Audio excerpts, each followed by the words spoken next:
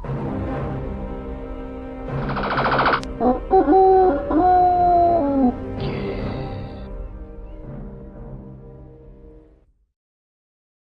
everyone, thank you for joining me. My name is Nick, we're on the ZX Spectrum 48K and we're playing Turbo Kart Racer, a game you might not come across, but it's a racer published by Players Software in 1991.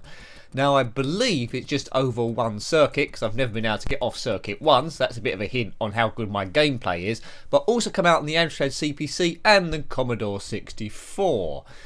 So let's have a go of this one, just redefining the keys because I can't get joystick to work. I don't know if it's joystick compatible, to be honest with you.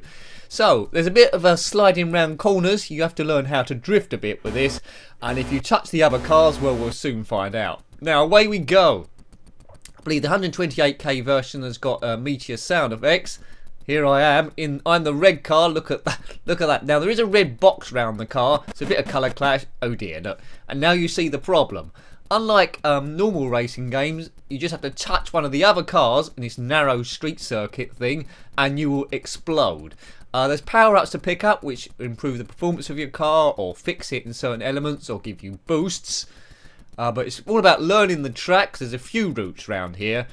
If you're good enough, there's about 3 laps, but I think you need to win the race to progress. Look at this. See, man, the mirrors are touches and you're exploded.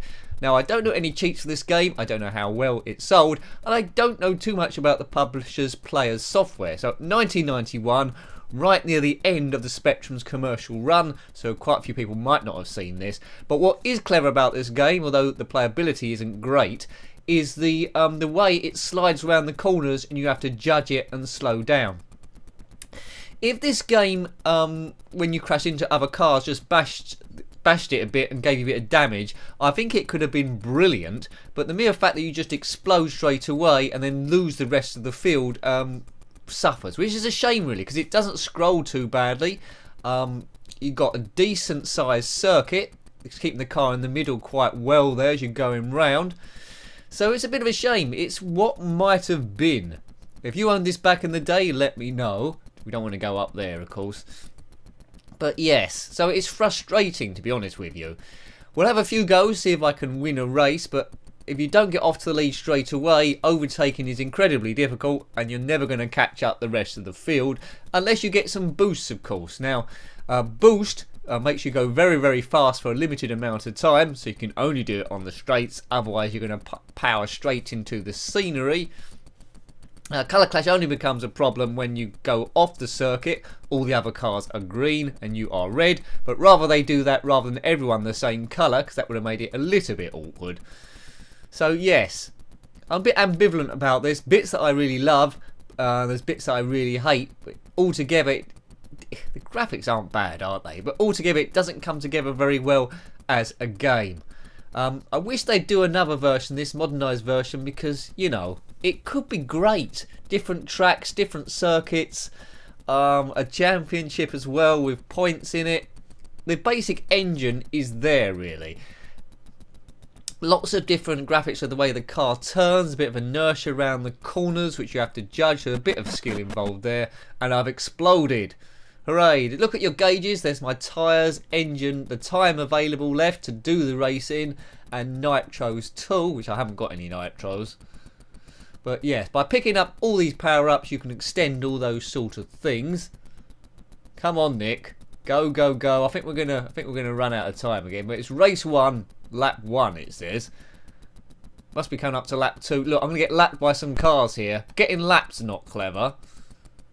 Lap 2. Come on, let's get round as the car motor exploded again. The car does not look well. Looks pretty ropey, and that's it for me. That is it for me. So, yeah, I don't know what's going on. If you completed this game, let me know. Is there anything fundamental I'm not doing, or any tips you can give me? No matter how obscure the game is, there's always someone in the comment section that played this quite a bit, and that's why I like the comment section. Where a game I think's obscure, someone always has somewhere on a tape that's exchanged in the playground and they got the best out of it. But graphics are good, the movement of the car is good once you judge it. They're just very small elements, as I say. Touching other cars exploding didn't really need that. Yes. So I'll try and win. I've got off to a good start here. As soon as they catch me up, I'm doomed. So we don't want that to happen. No! Yeah. We've all exploded. Right, I'm ahead of one car anyway. Let's just try and keep these other two cars in sight. We might get a chance to overtake them on a corner perhaps, or go through a different way. No, that was slower, wasn't it? Right, this is going to be awkward. We're all going to meet at the end of this straight, I think, because they're on the other straight. I've got past them, but I slid into one and... oh, dear. Yes. I feel like I want the Wallace and Gromit music to start here.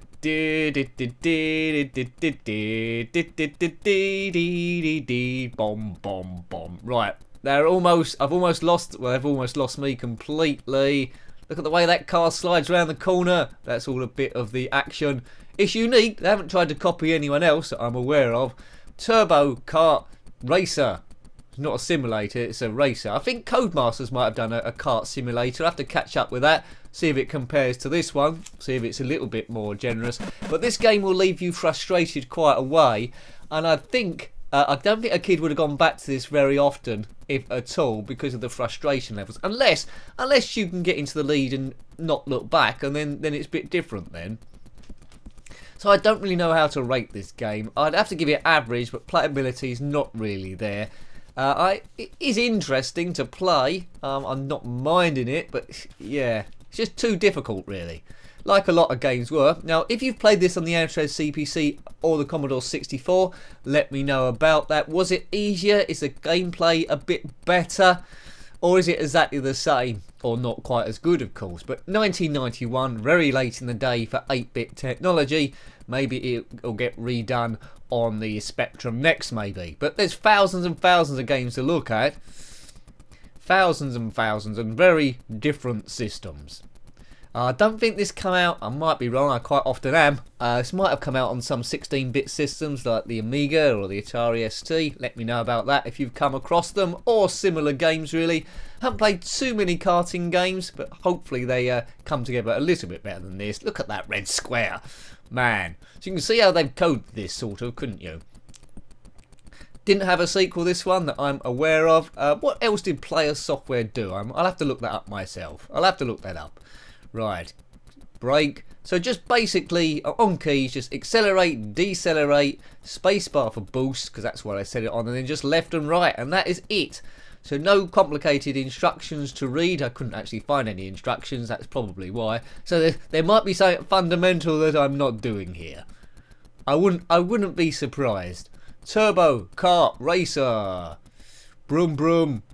Right, how are we doing? Well, fuel's not too bad. Time's about halfway down. So we've got to get a certain distance before then. Would help if the car was a little bit quicker, but there's probably some upgrades. You can see in the bottom right, as I'm picking up these upgrades, they're going yellow. If I can get a full set, maybe that would help. Maybe that's a bit of the idea of the game also. So look for another power up, and we can do that. Oh, we've run out of time. By Jiminy Jones. Yes. Okay. Yeah, is this worth one more go? I'm not 100% sure. I think we should give it one more go. Right. All those other goes were practice. We're going to win this time. We're off and all way. We're in first place. Up here. Don't go near me. Oh, slowing down on the corner. Don't touch me. Don't. Oh, look at that.